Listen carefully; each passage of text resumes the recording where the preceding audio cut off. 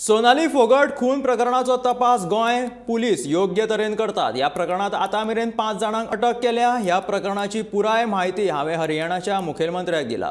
तांणी ह्या प्रकरणात सीबीआय चौकशीची मागणी केल्ली, पूण गोंय पुलीस योग्य तरेन तपास करतात आनी हे प्रकरण सीबीआय कडेन दिवपाचो विचार अजून तरी ना।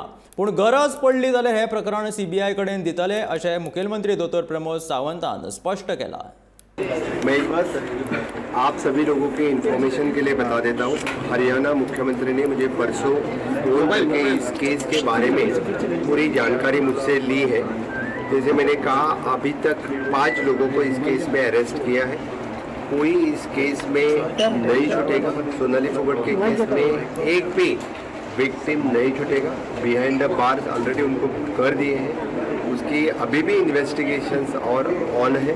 हम पूरी तरह से पूरी इन्वेस्टिगेशन इनकी करेंगे और उन्होंने रिक्वेस्ट की थी कि सीबीआई के लिए देनी चाहिए, लेकिन मुझे तो लगता है कि बहुत अच्छी तरह से इन्वेस्टिगेशन हो रही है। फिर भी उनकी रिक्वेस्ट रही तो केस सीबीआई के लिए देना चाहिए, तो हम जरूर इसके ऊपर सोचेंगे। लेकिन उसका पूरा रिपोर्ट जो आज तक इन्वेस्टिगेशन हो गई है, उनका रिपोर्ट आज शाम तक हम डीजीपी हरियाणा और सीएम हरियाणा के लिए भी भेज देंगे, जो अभी तक क्या हुआ है।